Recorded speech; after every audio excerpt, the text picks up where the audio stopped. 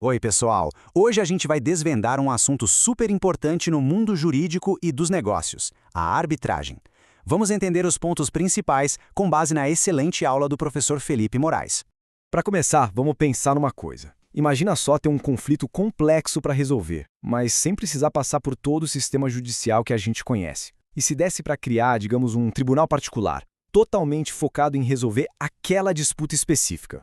Pois é, essa ideia de um tribunal particular não é ficção. Ela nos leva para fora dos fóruns tradicionais e nos joga direto no universo da resolução alternativa de disputas, ou, como muita gente chama pela sigla em inglês, ADRs. E o interessante é que a arbitragem não está sozinha nessa. Pelo contrário, ela faz parte de uma espécie de caixa de ferramentas para resolver conflitos. A gente tem a negociação, que é o acordo direto entre as partes, a mediação e a conciliação, onde um terceiro ajuda a conversar, e até os dispute boards, que são comitês para evitar que o problema sequer apareça em grandes projetos. E dentro de todo esse leque de opções, a arbitragem brilha como uma das mais estruturadas. Bom, de todas essas alternativas, o nosso foco aqui é um só. Então, vamos à pergunta fundamental. Afinal, o que é exatamente a tal da arbitragem? A definição central é essa aí, ó. Primeiro ponto, é um método extrajudicial, ou seja, acontece totalmente fora do poder judiciário. O ponto-chave é a vontade própria. São as partes que, em comum acordo, escolhem pessoas de confiança, os árbitros, para dar a palavra final na briga. Ah, e um detalhe bem importante, isso só vale para direitos que a gente pode negociar, sabe? Como uma dívida ou uma questão de contrato. E para deixar essa ideia ainda mais clara, essa citação do Gary B. Bourne, que é uma referência mundial no assunto, é perfeita. Ele usa duas palavrinhas mágicas aqui: consensualmente, ou seja, tem que ter acordo, e vinculante, que significa que a decisão final tem força de sentença de juiz, tem que ser cumprida e pronto. Isso nos leva direto para a base, para o alicerce que sustenta tudo isso. O que faz a arbitragem ser possível é o poder do acordo. Olha que legal essa frase da Natália Mizrahi Lamas. Ela resume tudo. A arbitragem só existe por causa da autonomia da vontade. É o poder que as partes têm de escolher, de dizer, ok, eu confio nessa pessoa para resolver o meu problema. Sem esse consentimento, sem esse acordo, simplesmente não existe arbitragem. Certo? O conceito ficou claro. Mas, na prática, por que alguém escolheria esse caminho em vez do tradicional? Vamos ver agora o que torna a arbitragem uma opção tão interessante. A primeira grande vantagem, e talvez a mais famosa, é a rapidez. No mundo dos negócios, a gente sabe, tempo é dinheiro. A arbitragem pode resolver uma questão em meses, o que é uma diferença brutal quando a gente compara com os anos que um processo pode se arrastar na justiça comum.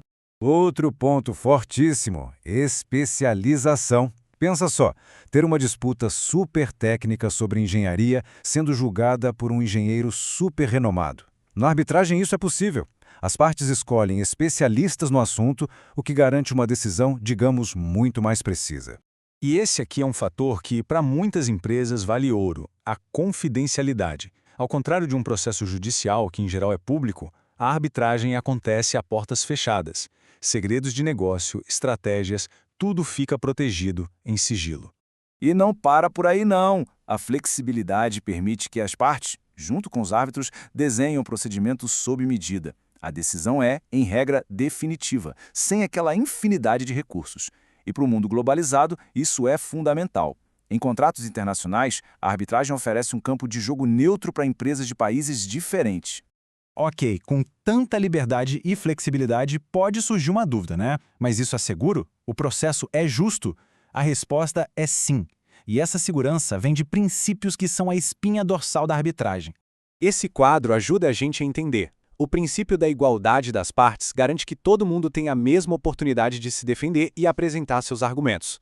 A imparcialidade dos árbitros é óbvia, eles não podem pender para nenhum lado. E tem esse princípio com o nome alemão, competence, que parece complicado, mas a ideia é genial. Ele diz que os próprios árbitros podem decidir se eles têm ou não poder para julgar aquele caso, sem precisar perguntar para um juiz antes. Então, para a gente resumir a história toda, a arbitragem é, no fim das contas, uma ferramenta super eficaz que funciona com base na liberdade de escolha, na autonomia das partes para resolverem seus próprios problemas. E para fechar, fica aqui uma reflexão.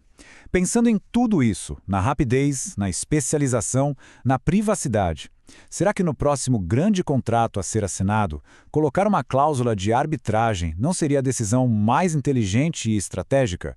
Fica aí o pensamento.